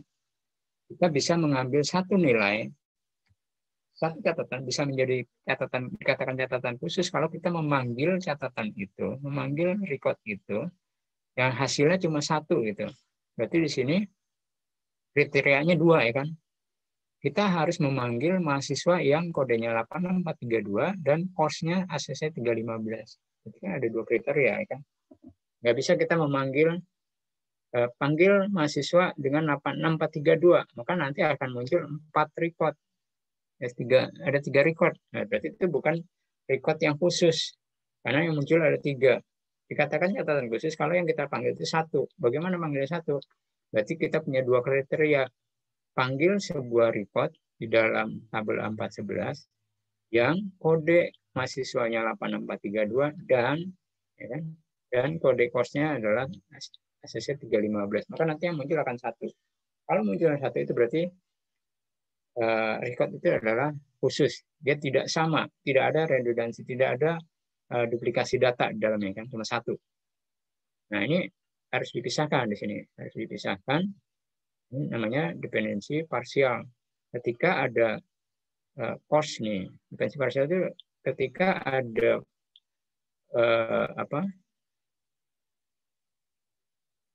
atribut lain, ini ada atribut primary key ya, ada PK primary key, PKT primary key.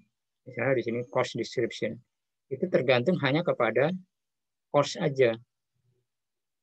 Ini kepada course aja. Ini ngebacanya gitu. Jadi cost di sini tergantung pada cost aja. Padahal di sini primary key-nya ada 2. Nah, maka ini harus kita pisahkan. Maka tabel A411 ini harus dipisahkan. Nah, di sini dipisahkan menjadi tabel mahasiswa dan nilai.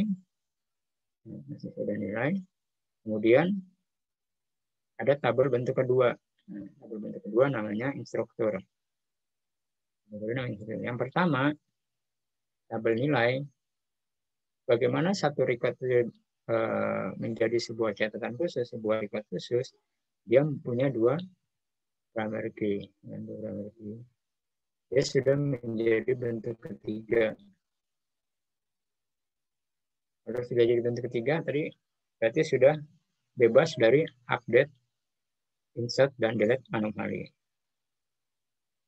Nah, ini ngebacanya, dia menjadi catatan khusus kalau kita menggunakan 2 kriteria ini. Panggil 2 data yang kode mahasiswa 8632 dan kode cost-nya 315. Makanya muncul cuma 1 dia.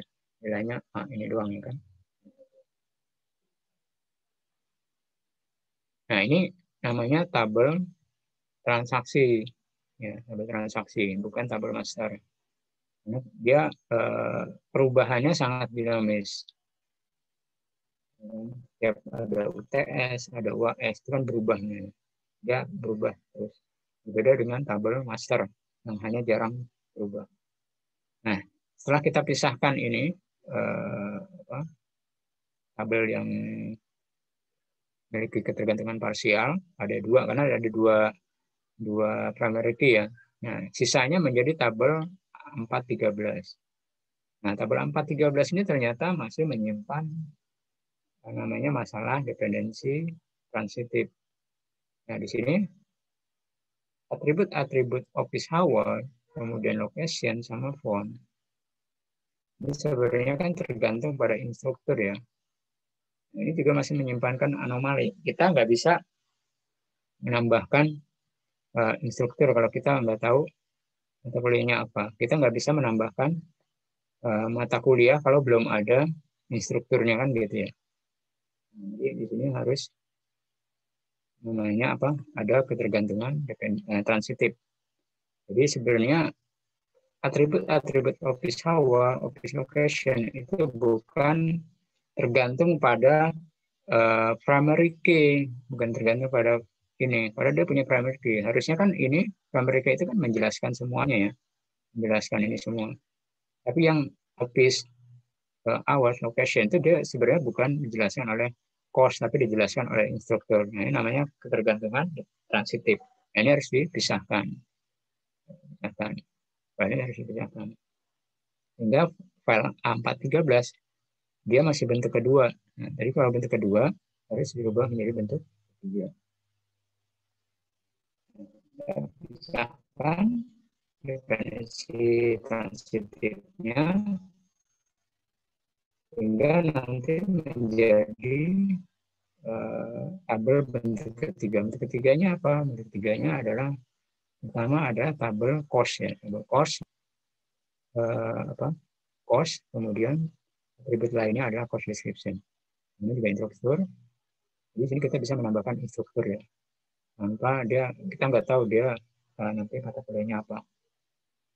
Kita benar bisa menambahkan. Nah, ciri-cirinya tadi dalam sebuah database relasional itu harus sudah menjadi bentuk ketiga. Harus bentuk ketiga. Apa ciri bentuk ketiga? Bentuk ketiga itu apabila punya primary key ya. Tabel itu sudah ada primary key-nya. Apakah primary key-nya cuma 1 atau 2? Kemudian tidak ada tadi ketergantungan parsial, tidak ada ketergantungan transitif. Kemudian kalau sudah bentuk ketiga, ini anomali-anomali sudah hilang ya. Kita bisa menambahkan mata kuliah. Jadi katanya kalau ada mata kuliah baru, bisa kita tambahkan. Di sini bisa kita tambahkan mata kuliah baru, tapi di sini tetap harus ada instrukturnya ya. Ini karena memang harus ada instruktur. Sebuah mata kuliah itu harus ada instrukturnya. Sebenarnya tergantung dari ini ya, dari desain database-nya. Idealnya memang setiap mata kuliah itu harus ada instrukturnya. Datanya nanti bisa disambungkan di sini kan. Kita bisa merelasikan ya, menghubungkan. Ketika nanti pengen tahu, user pengen tahu kos mata kuliah ACTC 315 itu dosennya siapa, alamatnya di mana gitu kan. Nah, maka nanti akan dihubungkan di sini. Dia akan membaca grammar key di sini. Karena pengen tahu Ray, Ray itu dia jam kerjanya jam 9 ke 11. Alamatnya di sini. Teleponnya ini. Jadi fungsi kenapa kita perlu membagi tabel-tabel dalam tabel kecil itu tadi untuk meminimalisir adanya beberapa anomali tadi ya.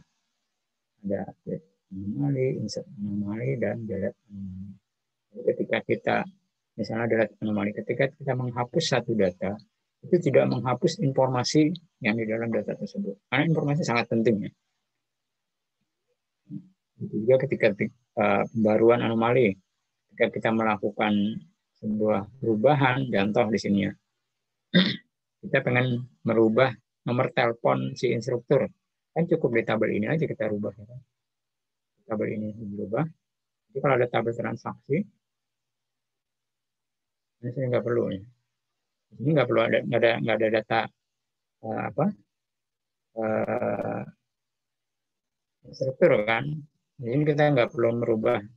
Kalau tadi kan di tabel utama yang tabel besar, berarti kita harus cari nih siapa yang instrukturnya A, kita rubah nomor teleponnya. Semuanya kita rubah ya. Ada 1000 kita rubah.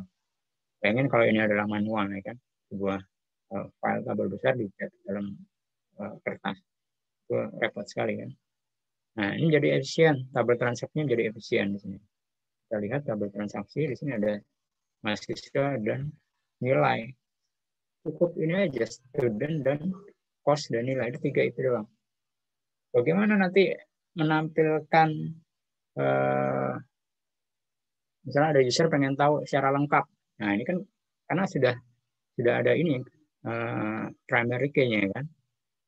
Contoh gini, cost AC315 nanti ketika kita pengen tayangkan, itu apa sih deskripsinya gitu kan? Instrukturnya siapa? Nah, ini nanti akan direlasional, dihubungkan. Nah, AC315 ini, cost di 412 itu nanti akan relasi di sini. Jadi ketika user membutuhkan informasi nilai mahasiswa secara lengkap gitu ya, nilai mahasiswa, mata kuliahnya apa, instrukturnya apa, tinggal nanti di konektor, bukan yang di 413 ya, tapi nanti di sini tinggal dihubungkan ke sini aja, hubungkan ke field cost yang ada di tabel A414. Karena terhubung nanti otomatis informasi di tabel A14 semuanya bisa ditampilkan, apakah itu cost instrukturnya, apakah instrukturnya. Instrukturnya juga nanti bisa dikoneksikan ke sini, karena sama-sama dalam bentuk ketiga ya. Nah, dia bisa lengkap, jadi datanya bisa lengkap semua diambil sini. Disajikan ke user, itu nanti semuanya lengkap.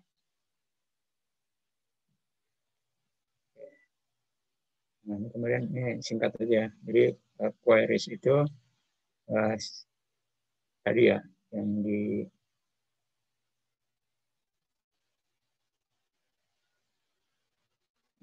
ini kan ada DBNS ya, ada data query language. Ini bagaimana kita mengambil data, sortir data, kemudian menyajikan data tertentu sesuai dengan kebutuhan user. Queries itu sebenarnya ini tadi, mengambil data. Kita pengen tahu, contohnya di sini, invoice atas nama customer ini, NG ini, terus sama salespersonnya siapa aja sih gitu. Nah, kita pengen tahu ini, berarti kita buat sebuah query, sebuah bahasa permintaan di dalam DBMS, sehingga nanti bisa menjawab kebutuhan user. User pengen tahu nih invoice-nya nomor berapa aja sih si customer NG gitu kan. Kemudian salespersonnya siapa aja gitu kan. Maka kemudian nanti dihubungkan ada file customer, ada file sales. Nah, ini file sales itu primary key ya. Dia pasti di dalam file customer cuma ada satu kode customer, nggak ada lebih. Tapi file customer di file sales dia banyak isinya. Nanti akan dihubungkan di sini, dihubungkan sehingga nanti di query ya kan, di query dengan bahasa query SQL tadi. Jadi hasilnya yang ditampilkan adalah ini. Sehingga ada sebuah tampilan, ini bentuknya tabel NG.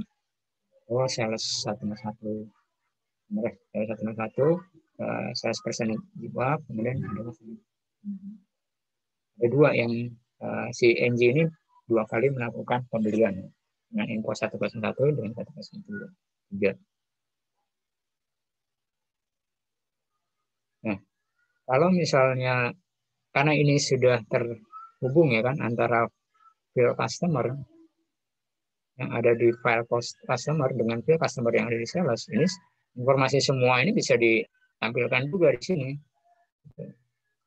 Tapi karena yang diminta di sini hanya nomor invoice dan sales person, berarti yang ditampilkan adalah sales person-nya. Tampil di sini nanti sales person-nya ada. Karena yang diminta hanya sales invoice sama sales person ya kan. Kalau kita pengen tampilkan semuanya, tanggalnya segala macam bisa. Atau alamat ini, alamat customer-nya, kotanya, kemudian nanti misalnya ada nomor telepon itu bisa juga ditampilkan. Karena sudah terkoneksi ya, sudah berelasi antara tabel atau file customer dengan file sales. Ini contoh bagaimana merelasikan. Nanti teman-teman juga tadi ketika membuat tabel ini sampai bentuk ketiga, jadi mendesain database dengan pendekatan normalisasi itu dikatakan selesai kalau sudah dalam bentuk ketiga ya, bentuk ketiga. Ada primary key-nya, kemudian ada foreign key-nya. Nah, ini kan belum ada foreign key-nya ya. Jadi foreign key-nya nanti bisa ditambahkan di sini. Kita mau bentuknya ini bisa juga dihubungkan, ada hubungan ya. Database, menandakan database relasional berarti ada hubungan antara customer dengan customer.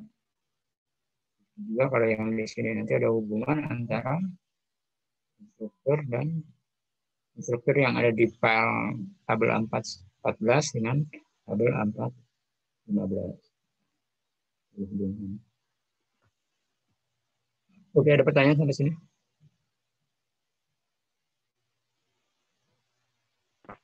Kayaknya lebih simpel lihat video ya. Iya, di kolom chat ada beberapa pertanyaan, Pak. Baru lihat.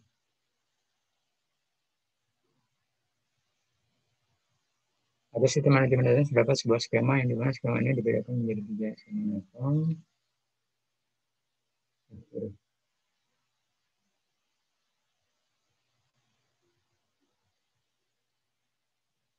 Itu konsep eksternalnya ini kenapa dan lain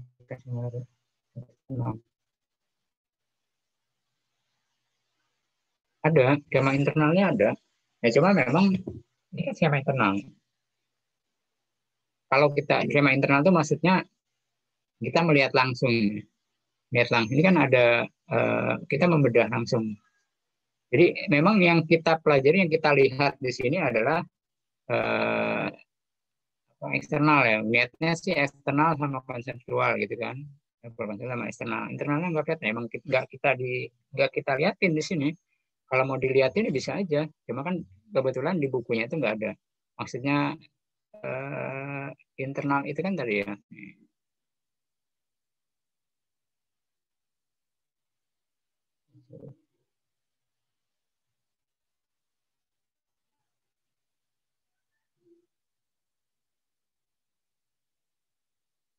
Nah, skema internal kan ini nih.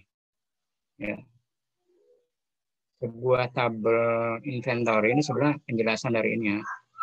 Sebuah tabel inventory itu isinya ada item number, description, kemudian tipenya ini. Ya kan? Ini kebetulan memang di bukunya nggak ditampilin. Tapi kalau kita mau melihat langsung, melihat database langsungnya,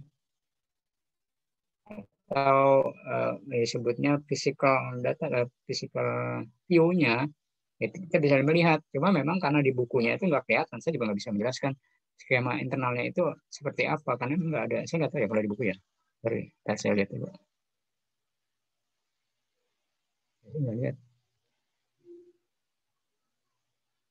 Ya, emang kayak contoh yang kita bahas terakhir ini, desain, itu nggak dilihatin tipenya apa. Ya, di buku sih nggak ada. Tapi sebenarnya kalau kita lihat langsung, kita mendesain langsung, itu ada. Internalnya ada. Kan nggak mungkin kita membuat tadi ya, membuat tabel-tabel itu kan nggak mungkin melihat tipe datanya apa, elemen datanya apa aja. Itu nggak mungkin.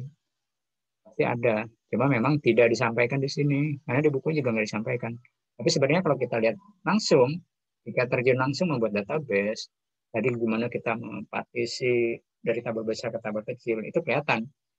Skema internalnya kelihatan. Itu ya. Terima kasih, Pak. Ratu ya. Itu ya. Ya, makasih sama-sama. Bagus ini. Hari ini bukunya nggak detail memperlihatkan. Kalau detail banyak lagi bahannya, materinya dan pusing lagi. Tapi secara praktek ada internal. Ya. Salah satu keunggulan database meminimalkan adanya redundansi data atau duplikasi data. Sedangkan pada akuntansi itu kan model pembukanya secara double entry sehingga mungkin adanya data yang sama. Ya, apakah sistem database dapat merubah pencatatan? Oh, enggak merubah. Double entry itu kan itu ya, misalnya gimana? Contohnya mau gimana? Setnya biar langsung praktek aja. Gimana misalnya? Boleh dikasih contoh?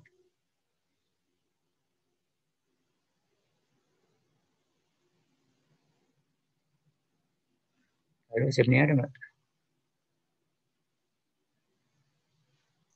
Iya, Pak. Oh, contohnya kayak gimana? Pembukanya gimana misalnya? Jadi kan misal kalau kita ada penjualan barang gitu ya, Pak. Jadi kan kita menjurnal, kita menerima kas dan juga kita menjurnal adanya sales revenue. Jadi di situ kan ada double data gitu, Pak. Jadi jumlahnya itu, jumlah kas yang kita terima itu kan ditulis ke dalam 2 data gitu, Pak. Jadi apakah mungkin kan kalau kita misal menggunakan sistem database ini akan merubah sistem pencatatannya gitu, Pak? Ya. Gini, kalau kita membuat, kalau bayangan saya gini, ketika kita menginput data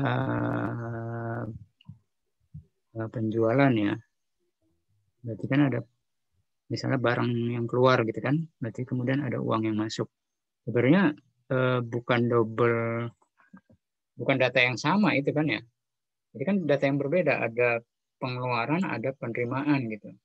Jadi yang dimaksud redundansi itu, atau yang dimaksud kalau di sini mau menyebutnya redundansi ya, contohnya redundansi atau duplikasi. Duplikasi itu kan memang datanya benar-benar sama gitu.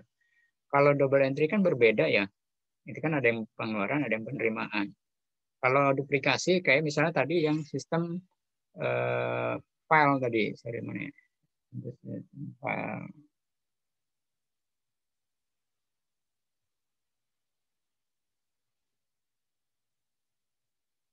Nah, ini redundansi atau pengulangan dia. Pengulangan dia fakta A dicatat di master file 1. Data yang sama gitu. Maksudnya misalnya dia terima kas 100 dicatat dan disimpan di dalam file 1, sedangkan di master file 2 itu dicatatnya juga kas 100 gitu. Jadi 2 kali nyatet.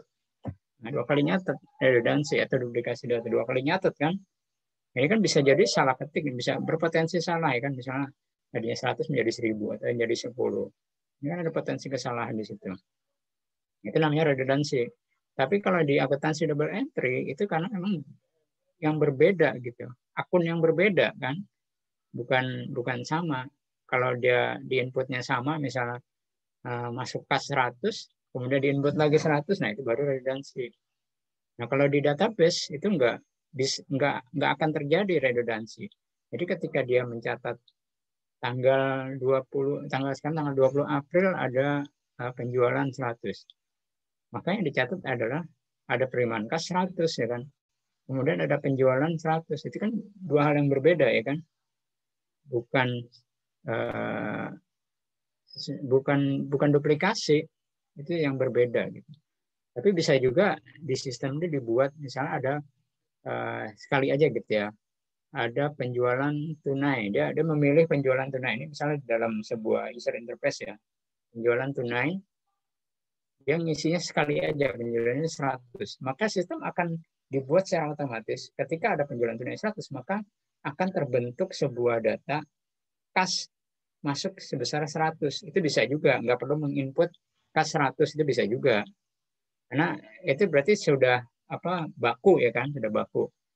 Sistem itu bisa dibuat seperti itu. Jadi cukup sekali input penjualan tunai sebesar 100. Maka nanti di dalam data sales ada penjualan 100. Kemudian di data lain, di tabel lain, itu bisa secara otomatis ditambahkan 100. Tergantung bagaimana orang mendesainnya. Bisa juga nggak perlu ditambahkan, bisa juga.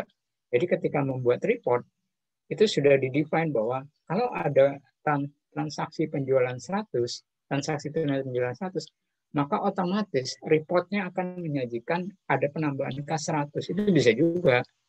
Jadi memang tergantung desainnya ya. Dia bisa aja 2 kali menginput penjualan 100, berarti nanti ada kas 100, itu bisa juga.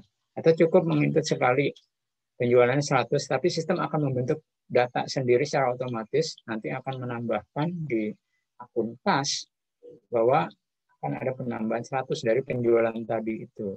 Itu kan bukan redundansi, karena berbeda, itu kan satu penjualan, satu akun kas. Tapi bisa juga nggak dibentuk kas itu. Tapi nanti pada saat report, dia harus membaca tabel penjualan. Ketika ada data penjualan tunai, maka harus otomatis akun kas gitu. Jadi ya selera nanti, selera bagaimana desainnya. Tapi biasanya yang data yang baik itu harus tercatat ya, harus ada datanya. Kalau gitu kan nanti akan aku bingung juga ya. Dia sebenarnya ini juga sih, kalau kita membuat kode itu berarti kan akan semakin banyak kode ya kan, banyak kode. Sekarang ada pilihan mau banyak kode tapi sedikit penyimpanan atau banyak penyimpanan tapi kodenya nanti pilihan jadinya. Iya. Kalau menurut saya itu bukan redundansi. Ada lagi pertanyaan?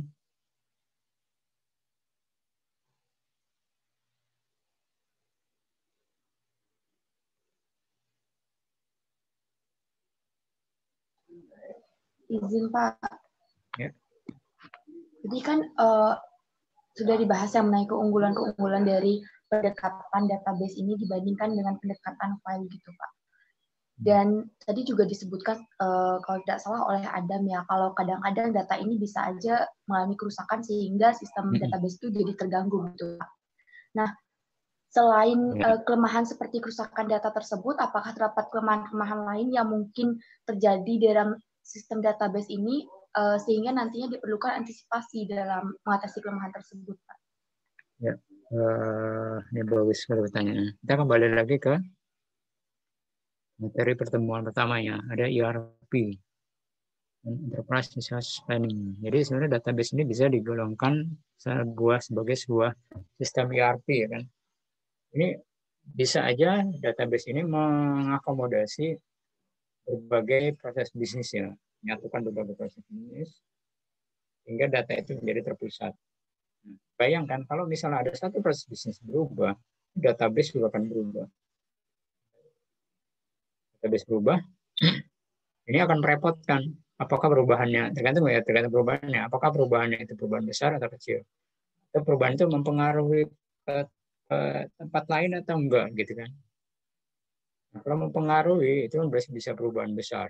Nah, kelemahannya database itu kalau ada perubahan, apalagi perubahannya itu berdampak ke sistem lain, ke tabel-tabel lain, nah ini akan sangat merepotkan, ya kan? Nggak cuma merepotkan, butuh biaya juga pastinya ya kan. Kita sudah desain, sudah matang, kemudian ada perubahan proses bisnis, kemudian menjadi merubah sistem, database itu berubah. Nah ini kan berubah sistem, apalagi kalau pengembangannya itu awalnya dikembangkan oleh pihak ketiga, butuh dana besar ya kan. Membuat database itu butuh dana besar, ya. Apalagi kalau sistemnya besar, dananya besar. Kalau SDM kita kurang, mau nggak mau kita harus rekrut dari programmer lain ya kan. Ini butuh dana besar. Ada perubahan, berarti kita harus manggil lagi, butuh dana lagi. Nah ini memang satu kelemahannya seperti itu. Selain dari kerusakan data ya, gitu ya. Iya Pak, kalau untuk mengatasinya itu biasanya ada pencegahan di awal atau bagaimana ya Pak? Iya. Yang pertama intinya ketika ada perubahan, contoh ada perubahan, ini harus dikomunikasikan ya, dikomunikasikan. Jadi biasanya nih dalam prakteknya ketika ada perubahan itu sebelum ada perubahan itu sudah diinformasikan nih ke, biasanya kalau di kantor itu ada unit TI ya, ada unit TI, kemudian ada unit teknis. Teknis ini yang pegang misalnya akuntansi gitu ya, yang punya aplikasi akuntansi. Ketika ada perubahan kebijakan baru gitu kan, ada akuntansi baru, ini harus segera dilaporkan. Nah, kan kebijakan itu kan nggak ujuk-ujuk ada kan, pasti ada rapatnya gitu kan. Nah, ketika ada rencana perubahan itu harus segera dikomunikasikan ke unit TI-nya, komunikasikan. Kemudian nanti harus dilihat nih, lihat bareng-bareng. Oh, kalau ini jadi kebijakannya, perubahannya apa? Berdampak enggak gitu. Nah, ini nanti kita bisa meminimalisir dampak-dampaknya. Apakah nanti bisa enggak? Misalnya ini nanti akan ada win-win solution ya. Misalnya ada komunikasi, perubahannya seperti ini loh. Ternyata dampaknya besar. Susah nih secara teknis, database nggak bisa perubahan seperti itu. Boleh nggak perubahannya begini-begini gitu kan. Nanti teknisnya database ini bisa berubah kalau perubahannya seperti ini, bukan yang diharapkan. Itu nanti akan ada negosiasi. Nah, kemudian nanti akan ada diskusi juga di unit teknis. Ini kalau berubahnya begini, ini nggak bisa secara teknis. Kira-kira kalau berubahnya seperti ini, sepanjang itu masih tujuannya sama, bisa enggak gitu. Nah, ini sering nanti ditemui ketika teman-teman mendesain database atau membuat sistem informasi, sering sekali ditanya ada perubahan-perubahan yang sulit untuk dilakukan gitu ya. Dilakukan karena berdampak besar atau tidak bisa diakomodasi dalam sebuah sistem informasi atau dalam database. Intinya adalah komunikasi ya, ini adalah komunikasi. Ketika ada perubahan itu harus segera disampaikan unit teknis. Ada diskusi antara unit teknis dengan unit IT-nya. Gitu. Jadi permasalahan-permasalahan nanti akan muncul di dalam database sistem informasi itu akan bisa diminimalisir. Itu ya. Ini bagus sekali pertanyaan. Ada lagi pertanyaan? Baik Pak, terima kasih Pak. Izin bertanya Pak. Ya, terkait material relation database, menurut Bapak dalam pembuatannya itu kira-kira ada nggak ya Pak treatment-treatment khusus atau poin-poin khusus, penekanan khusus untuk kita lebih bisa maksimalin pembuatannya ke depannya gitu loh Pak. Hampir sama kayak yang diajukan sama Mbak Made tadi, tapi ini nih ya poin-poin yang penting yang benar-benar bisa yang harus kita perhatiin supaya ini bisa lebih baik lagi ke depannya gitu loh Pak. Hasilnya lebih bagus gitu Pak. Oke. Ya memang susah gampang ya, gampang susah ya membuat mendesain database itu.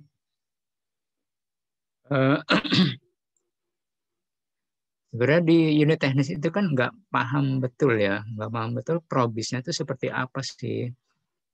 Si programmer atau desainer database itu kan dia cuma paham secara teknis ya, dia tahu bagaimana data itu bisa saling terhubung, bagaimana data itu nanti ketika dipanggil itu bisa cepat, bagaimana tidak terjadi konflik data gitu kan.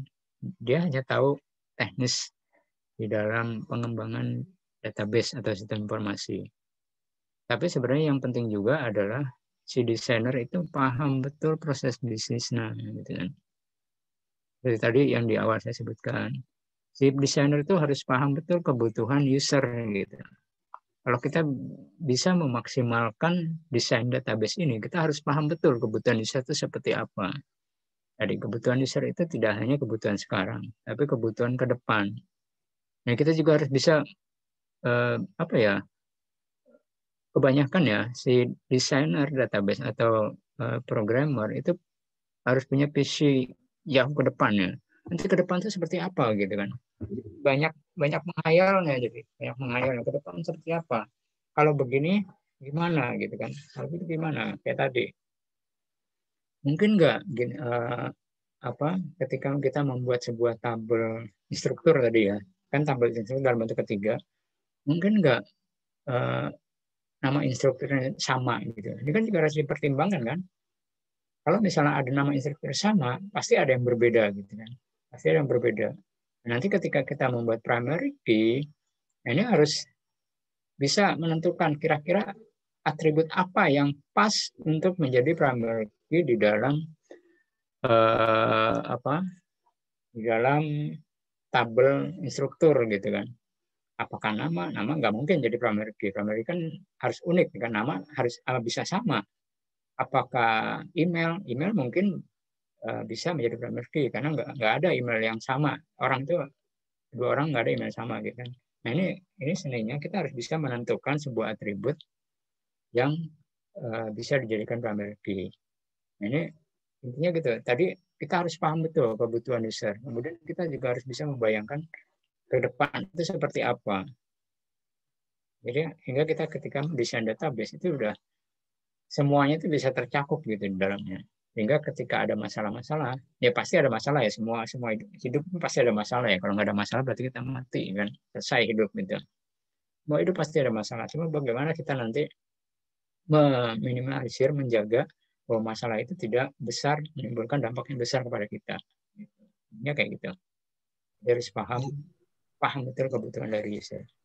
Siap izin Pak, berarti yang emang diperlukan sama seorang desainnya itu kreativitasnya sama memenuhi yang dibutuhkan sama view-nya itu ya Pak? Ya, nah tadi kebutuhan di sini apa? Nah kalau kita sebagai akuntan, ya kita sudah punya modal ya, paham betul proses bisnisnya seperti apa, dalamnya nanti datanya apa aja, kita tahu betul. Dalam bagaimana nanti kita bernegosiasi dengan programmer, karena programmer itu kan manusia ya, punya keterbatasan juga. Kita nggak mungkin bisa semua kebutuhan kita bisa dipenuhi semua oleh programmer. Nanti akan ada win-win solution-nya. Apa sih yang kira-kira bisa ditoleransi gitu ya? Yang nggak harus sama persis dengan kebutuhan user, tapi sebenarnya tujuannya itu tercapai gitu.